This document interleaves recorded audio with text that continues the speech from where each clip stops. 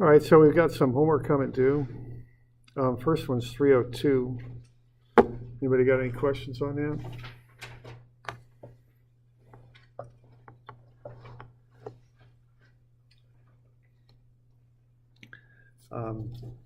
Let's see, this one you're given some limiting values, the shear stress and the normal stress, the angle of twist.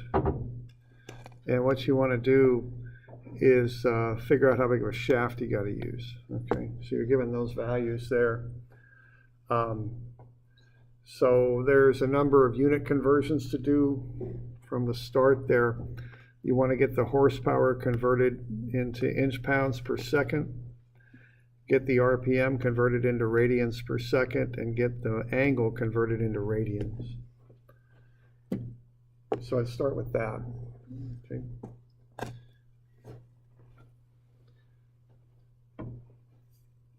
Now, once you got the power into inch-pounds per second, you want to get the torsion derived from that. The power is the torsion times the angular speed. So you should be able to work into the torsion pretty well, and that's 13,130 inch-pounds. Okay. So that's kind of the setup information that you do right there.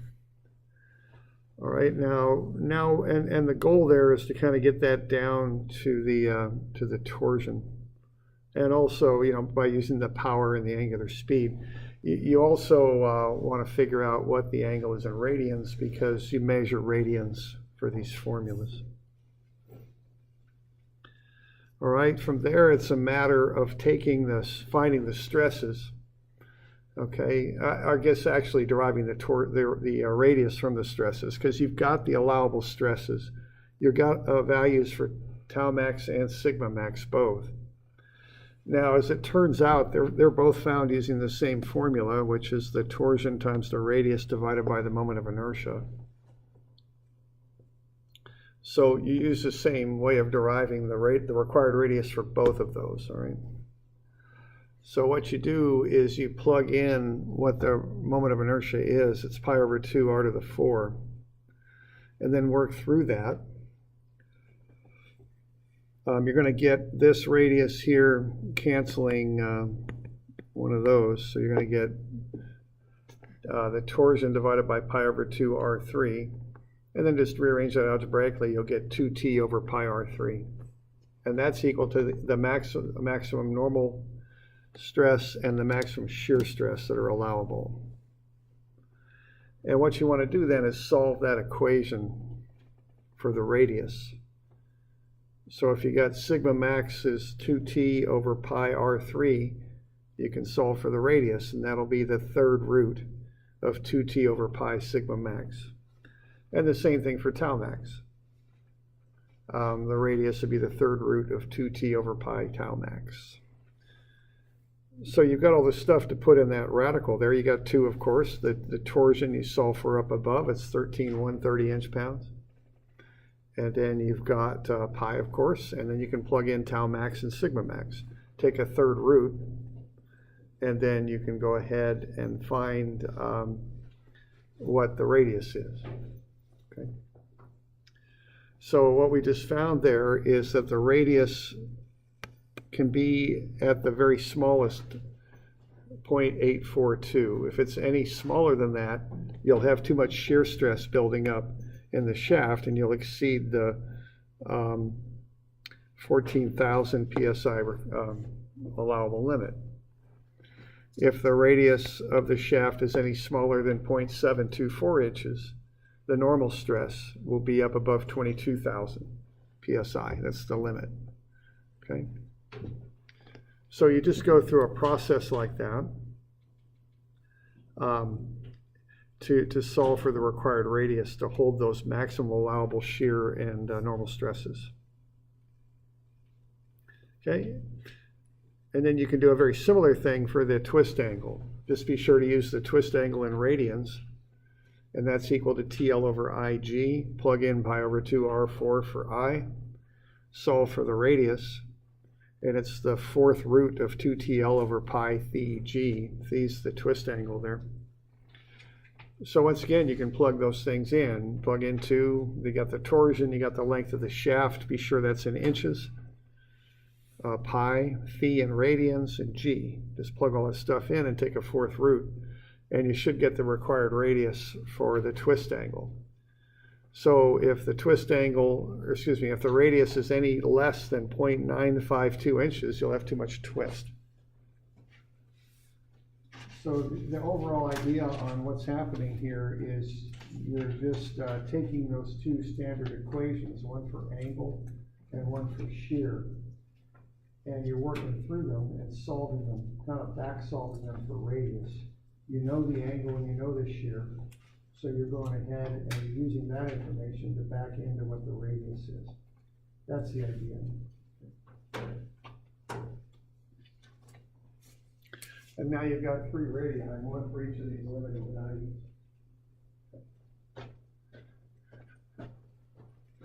So you've got the 3 values are as shown. So if your radius is any less than 0.842, you'll have too much shear. If it's any less than 0.724, you'll have too much normal stress. And if it's any less than 0.952, you'll have too much twist angle. So when you're designing things, remember, you pick the biggest size and the smallest load, okay? So just go with the big one. It's a radius. You spec out shafts and most round things by diameter. So just factor it up and you'll get the required shaft diameter there, 1.9. Okay. So that involves those 2 standard torsion formulas. It's just that you're solving them for the radius. You know the phi, the tau, and the sigma. So you back solve for radius. Doing that involves plugging in pi over 2 r to the 4 for the I value. Okay.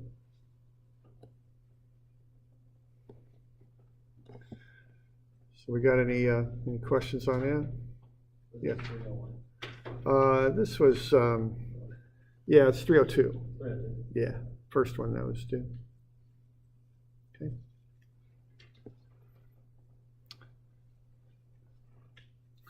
All right, the next one then, what's going on with that, if there are any other questions on this one, is you've got this torsion of 80 pound-feet. Now, right off the bat, I want to get that into inch pounds, okay? Because when I'm doing imperial units, as they're called, that we commonly use here in America, pounds and inches and that sort of thing, normally the shaft diameters are in inches, and you do a lot with those. So get the lengths of the shaft into inches and the torsions into inches. So 80 foot-pounds is 960 inch-pounds. So that's the applied torsion. Now what you're going to have then is you're going to have the reactive torsions at A and C. So that 960 inch-pounds is trying to roll that, as you're looking at it from the right, what that would be a negative, right? So you're looking at it that way. That would go clockwise, so that'd be negative. So the reactive torsions will be counterclockwise positive. So what that's going to get us to here is that the sum of the 2 reactions, which we don't know, is what we apply. This problem is indeterminate. You can't just solve this with statics. There's the statics right there. And any of these torsion problems in this nature are going to be indeterminate because you got 2 supports, 1 applied load. You just don't have enough information with statics to solve it. Okay.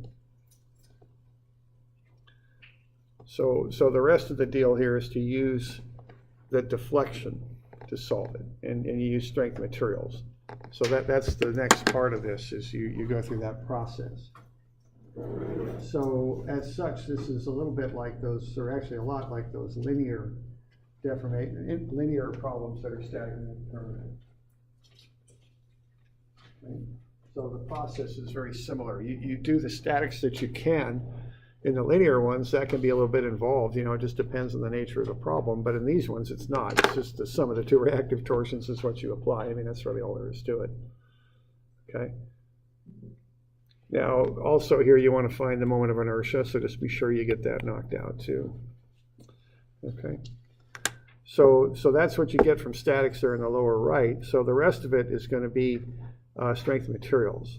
And the way you go at this, the way you involve strength of materials is you do the angular relationship.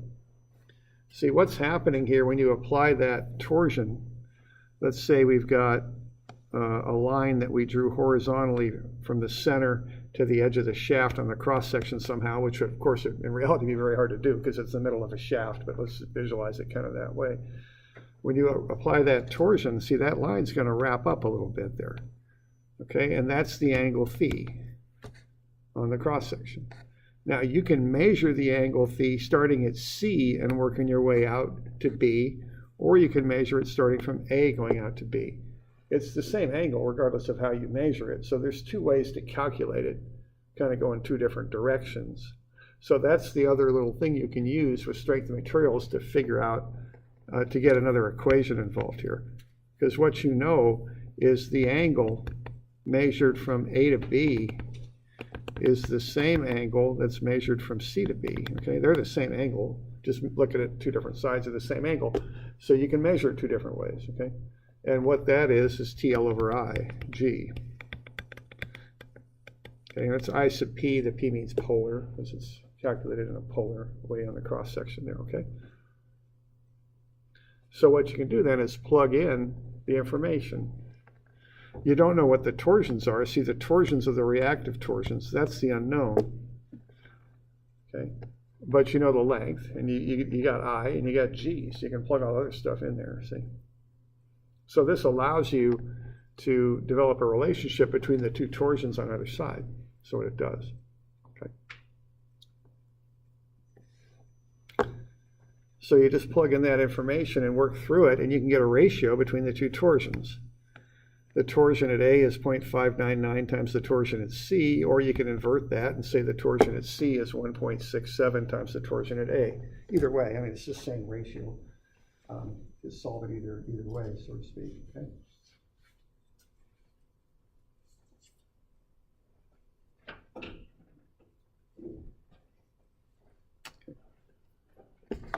All right, so that's derived from the phi relationship.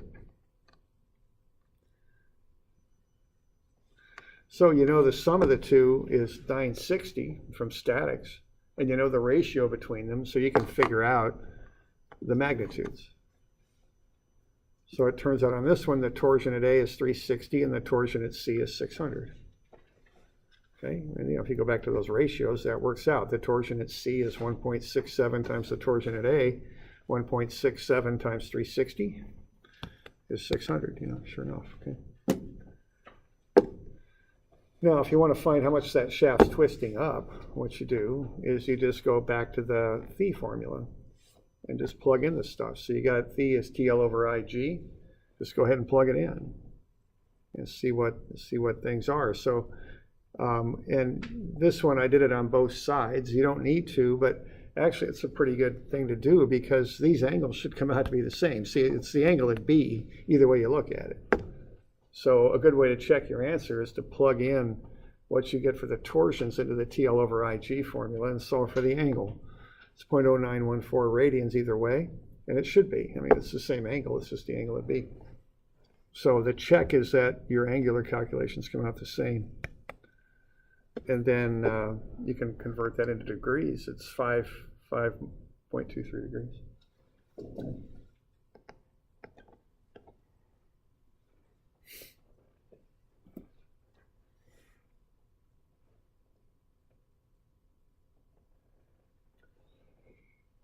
So we got any questions on that one?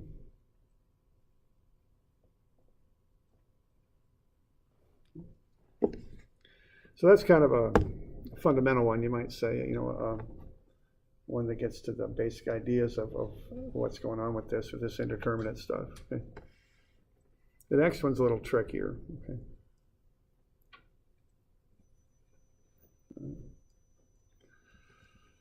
All right, the next one's got these two loads on these armatures on a shaft. You got a hollow shaft to the left that's 15 inches long and a solid shaft to the right at 24. So what's up here is you've got that shaft. Now, you want to figure out what the torsion is. Now, the torsions, you want to make that into some function of P. So if you look at the thing from the side, if you kind of look at it this way,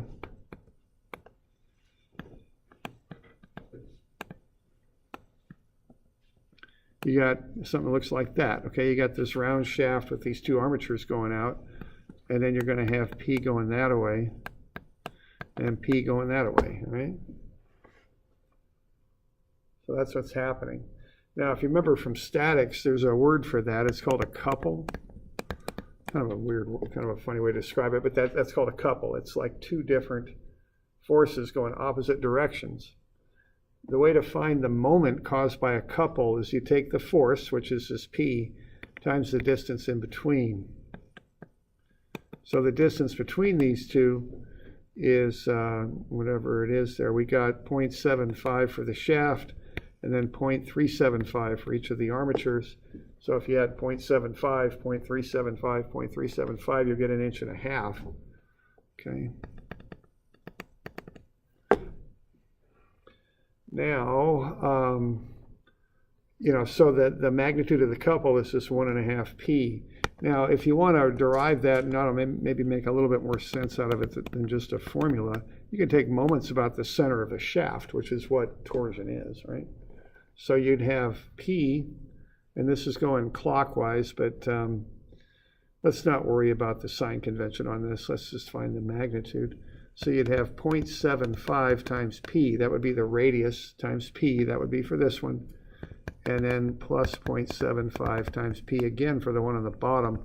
And we're just going to call clockwise positive on this just because I just want a magnitude. See, and that comes out to be 1.5 P. All right. So that's why that's where that formula comes from.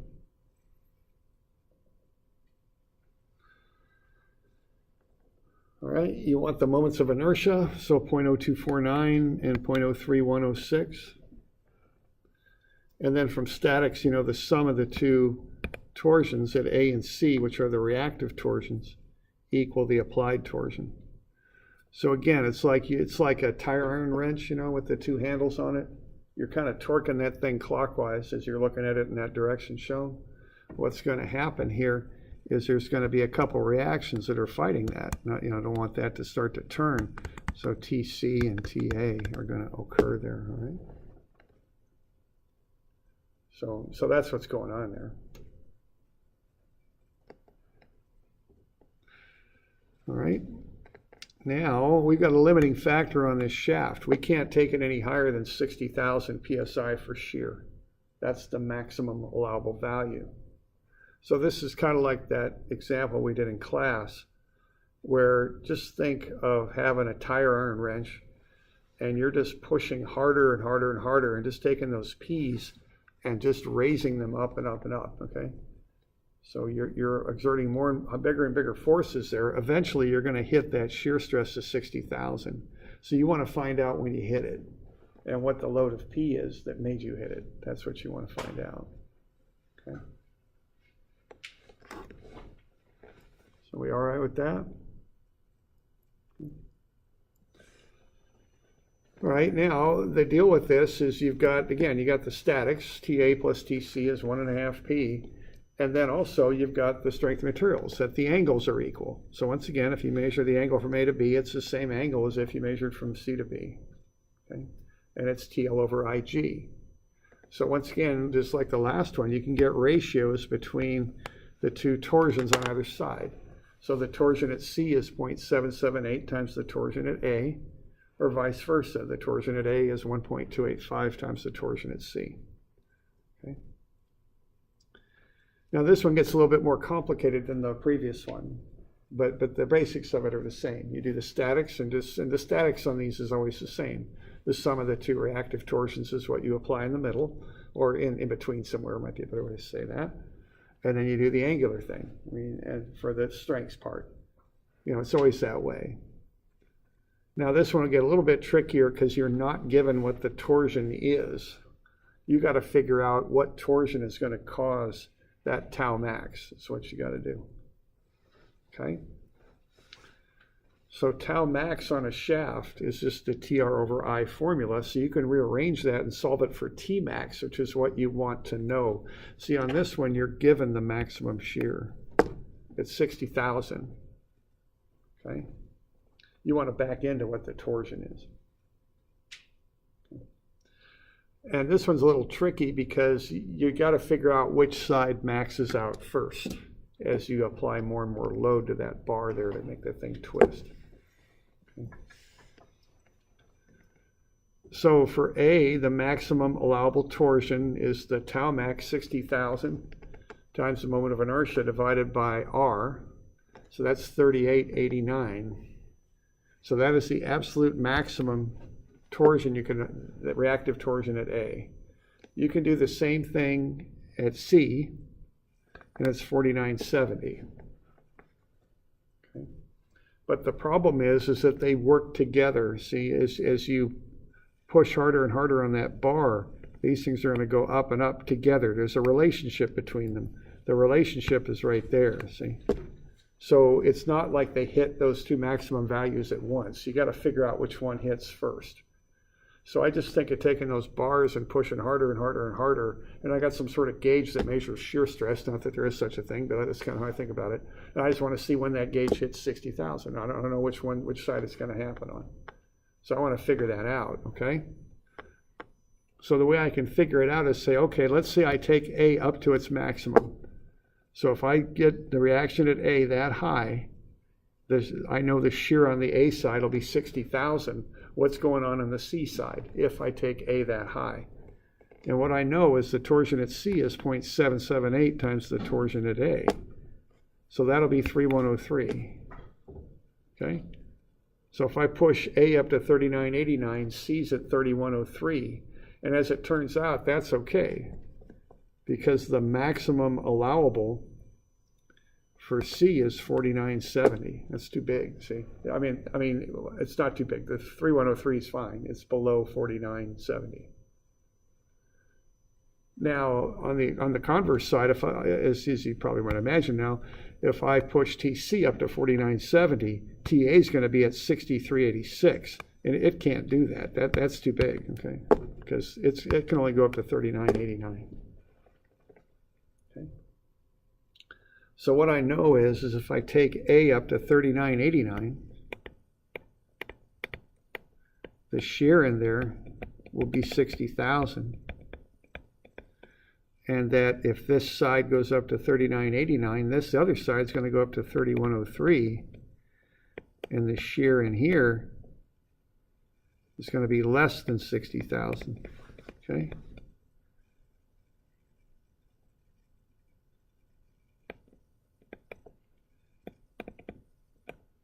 So if I just keep torquing on that thing and I get the left-hand side from A to B to a shear of 60,000, the reactive torsion is going to be 3989 when that happens. Okay, that's kind of what I found out. And when that's 3989, the other side's 3103. So I can figure out what this is. See, this is the sum of the other two. So what is it? 31 and 39 makes 7,000. And 3 and 89 make 92. Is that 7,092? I think it is. Okay. Because the two reactions equal the applied. Okay. So I could just go ahead and add those up and set them equal to what that couple is, 1.5 P, and I can back into what the load is. It's 4728. Okay.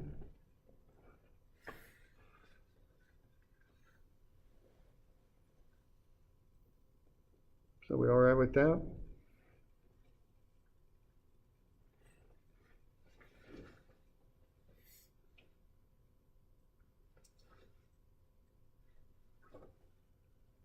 So that one's a little bit more complicated, that one. It has the same principles, that the torsion at A plus the torsion at C is the applied torsion. But it has a little bit of a complicating factor there in that you don't know what the applied torsion is. You got to kind of figure out what it is. And to do that, you got to figure out which side maxes out first, and then see what the other side would be. Okay. Right?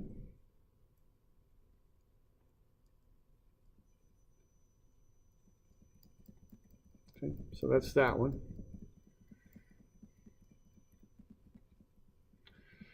All right, now there's a couple more too, these moment of inertia problems.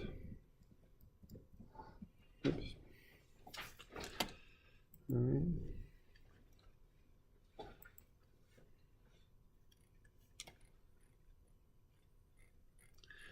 So these are kind of prescribed in how you do these. There's kind of a way that you go about these, and there's two of them. There's 322. Now that has a 30 by 211 beam. So you need to, and I gave you the dimensions on that. So there's tables that you can get to on the internet that show you the dimensions of these beams. That's pretty much the dimensions of a 30 by 211. Okay, a W 30 by 211. All right. So what I want you to do on your homework is tell me what the W stands for, what the 30 stands for, and what the 211 stands for. And then I want you to calculate IX and IY for the beam. Okay. Now I could do either one of these, 322 or 323. Y'all care which one I do? I mean, there's a process to this. It's just a matter of getting the process figured out. Okay.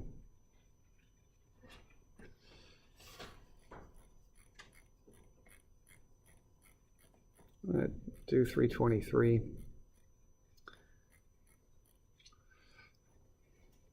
Okay. All right, so 323, let's find y bar, which is how high the centroid is, and then I sub x. So what we would do here is we'd measure up from the bottom of the beam, figure out where I bar is, or y bar, I'm sorry. Run a neutral axis through there, and then find the moment of inertia about that neutral axis.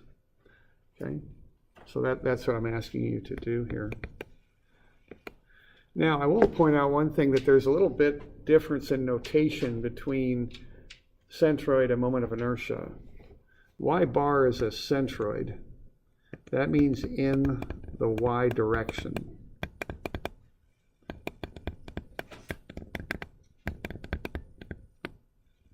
Okay. So the y there means in the y direction. Now the I sub x means the moment of inertia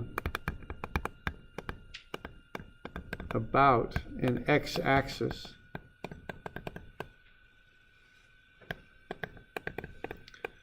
which runs through y bar, okay? That's what that means. Now they're both kind of using the same y bar distance there, okay? So just realize that they're called out differently. The centroidal notation uses the direction you measure in. The moment of inertia notation uses the axis you calculate the moment of inertia about, which is perpendicular to the direction you measure in, okay? So there are a little different notations that are used there. Keep those straight, okay?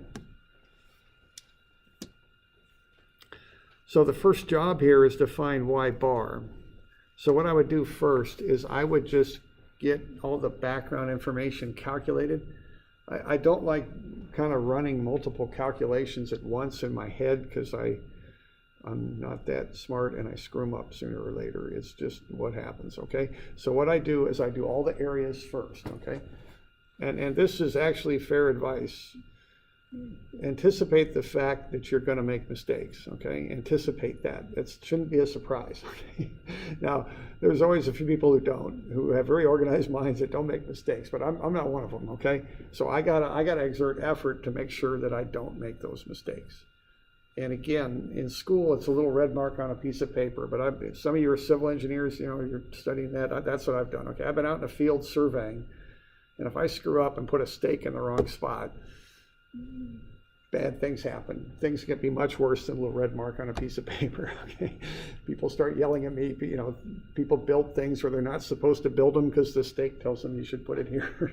So I got to watch this. It's important, and you got to do this stuff. And there's equipment running by, and there's people distracting you, and it's raining or it's 100 degrees out there or whatever the heck's going on. And so just get ready for that. Okay, it's a little different world when you start working. The consequences go up a little bit. And we all screw up. There's some safeguards, but just try and develop habits so you screw up less. I mean, that's how I look at it. So what I do one set of calcs at once. Okay, I just do all the areas. Okay, so I get the area of the top flange, which is what you call that, right? This is referred to as a flange, as is the one on the bottom. What connects them together is referred to as a web. Okay, so I get the areas: 12 by 2, 2 by 10, 6 by 2. 24, 20, and 12. Okay. Then I find the distances from my reference axis, which normally I put at the bottom, because that way all my numbers are positive. Okay.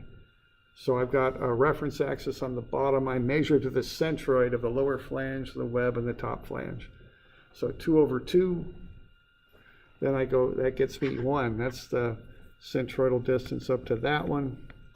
Then I go 2 plus half of 10, which is 5. That gets me 7. That's up to the centroid of the middle. And then 2 and 10 gets me 12 up. And then I go 1 more for 13. Okay? And I even make a sketch, okay? Because when I make a sketch, I can see it, and it makes sense, It's better than just writing numbers down. I got a dimension sketch, and that helps me out, okay? So that's what I'm doing there. I'm doing this intentionally. I'm thinking about it. All right, now I got all that stuff. I can just plug it into a table and find the centroid. Part 1, I got the area and the y-bar distance. Part 2 and 3, I've got all that stuff figured out. I find the total area. Okay. And then I take y-bar times the area, and I get this y-bar A. It looks like I forgot the A in there. So I multiply 24 times 13, 20 times 7, 12 times 1, and then I add all that stuff up, okay? So then I get my y bar, which is little y bar times its area divided by the total area. So that's 464 divided by 56, and that's 8.286 inches. So if I had a little cardboard cutout of that I-beam and I turned it horizontally and balanced it on my finger, if I put my finger out 8.286 inches, it should balance there. Okay. That's the idea. That's where this centroid's at. And I'll take it a step further. I'll put a dot on my sketch that's about 8.286 inches up from the bottom. I'm just doing a sketch, so it's not going to be exact. And then I ask myself, if I tip that thing and and balance that thing on my finger at that point, will it balance? All right, right there. It looks about right, because this flange is a good bit bigger than that one, isn't it? So that'll kind of pull that centroid up. You know what I mean? Okay, looks about right. So I got a sketch. I got to check on what I'm doing. See, I'm applying a little common sense to what I'm up to here. All right. All right, now that's where the centroid's at. So that's y bar. That's the neutral axis is what that is. All right, so the next thing that I'm going to do is I'm going to use the transfer axis theorem. I'm going to find the moment of inertia of each one of those pieces about that point. And to do that, what I'm going to do is find the moment of inertia about their own centroidal axis, okay? So if I want to find I sub x, what I'm going to do is I'm going to start off with I bar sub x, which is the moment of inertia of the shape about its own centroidal axis. So I'm going to find the moment of inertia of each one of those rectangles about their own centroids. Okay? But then I have to account for the fact that my neutral axis doesn't go through the centroids of any of those shapes. So what I'm going to do next is add in a second term, which is the area of the shape times the distance squared. That's the transfer axis theorem is what that is, okay? Sometimes called the parallel axis theorem. Okay.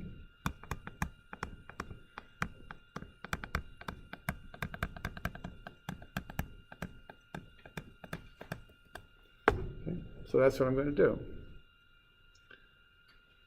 All right, so what I've got, see, I've got a lot of that stuff already. I've got the areas already calculated. I did that already, but I want those offset distances. And again, I don't want to be calculating those in the middle of doing the overall calculation. I just run through and get them all figured out. And the way you figure them out is you take whatever your centroid is. For example, that top flange has a centroid of 13.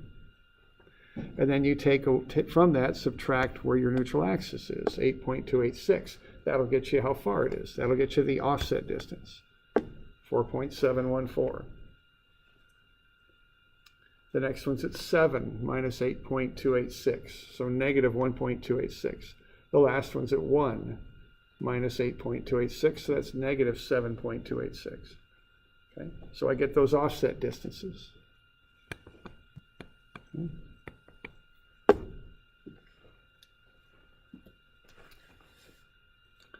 So I got all that stuff ready to go.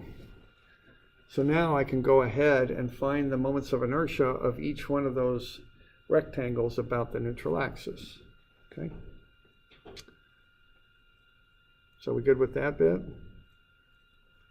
Okay. So I make a table, all right? So part 1, its moment of inertia about its own centroid is bh cubed over 12. That's the standard formula for a rectangle.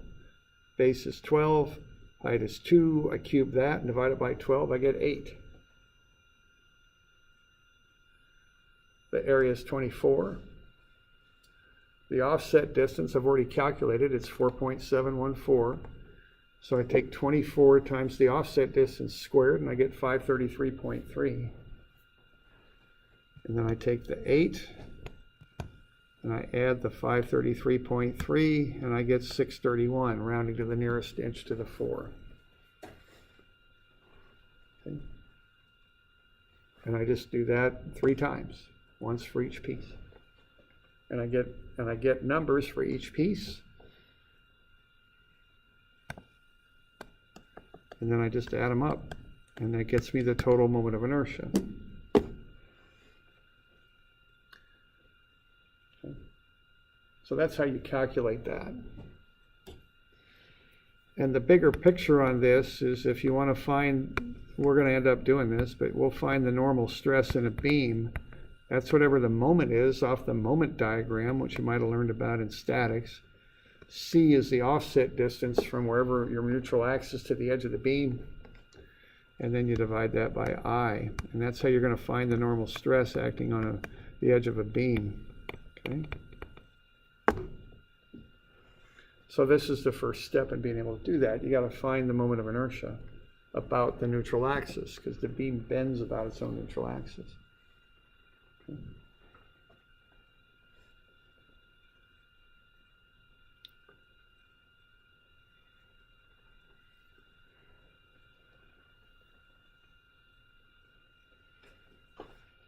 You all doing okay with that?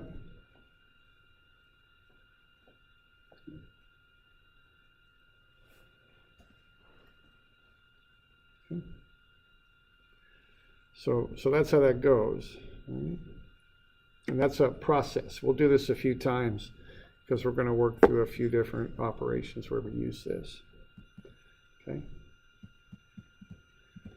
Now, you're going to do another one here too. Now this one has much the same, but it's got a couple little differences. Okay. So 322 is a W30 by 211 beam. Now that's a standard call out. We went over that last time. So just be sure that you tell me what W stands for, what 30 stands for, and what 211 stands for. We went over that, okay? So tell me those things. Now you're going to find I sub x, okay? Which we just went through. Now the thing on this is that I've had people do this in the past, and they go through a bunch of calculations to find where y bar is, okay? Well, it's a symmetrical beam. Where's y bar at? In the middle, yeah. Okay, so you don't got to do any count. You got to divide something by 2, but that's about it, okay? There's no need to run through all that other stuff because the centroids are in the middle, okay? So no need to do that. Now, the other thing is you're going to find I sub y. Now, again, the centroid's in the middle. It's right in the middle of that web. The y-axis runs this way, okay?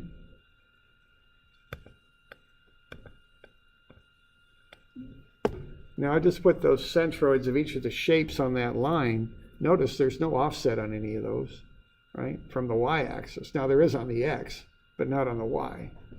It's right on that y-axis, right? They're all in the middle. So there's no d term. There's no transfer axis thing you got to do.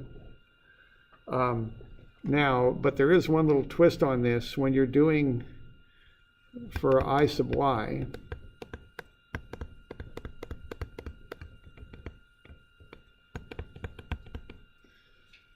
okay, like for this one, what we'll call B is 1.315, and what I call H will be 15.105, okay? You got to switch your definitions of B and H when you find I sub y, okay?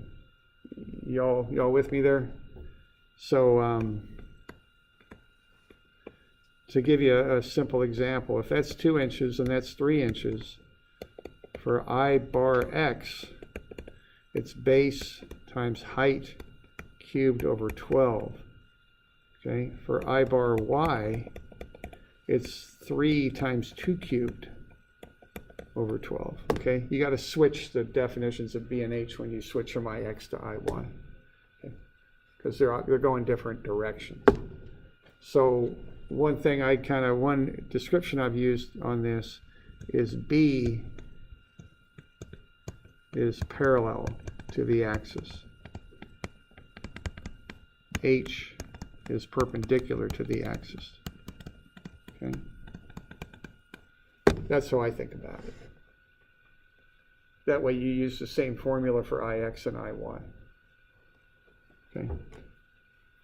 Now some books, if you look in them,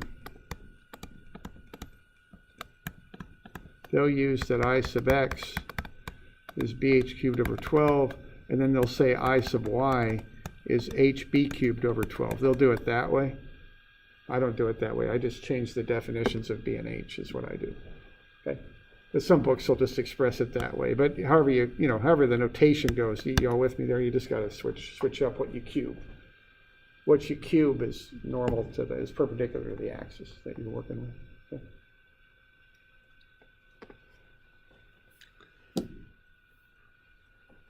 So we all good with that?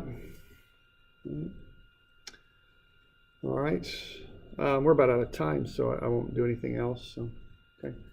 So this stuff's due Monday. There's 5 of them. We got our test a week from Monday, and I honestly don't know the date when that is. I think it's the 8th or so. I don't know when it is. 22, 23, 24, 25. I think it's March 1st, maybe, Monday. I don't have a calendar with me or a phone or anything. I don't know. So a week from Monday is early March. Okay. March 1st. Okay, so Monday, March 1st is when the exam is. Okay. March 4th. Oh, 4th. Is it? Yeah. Okay, 4th. Okay, good enough. Thanks. Okay, so the 4th? Okay, thanks. So March 4th. All right, so call it good. Hope everybody has a good weekend.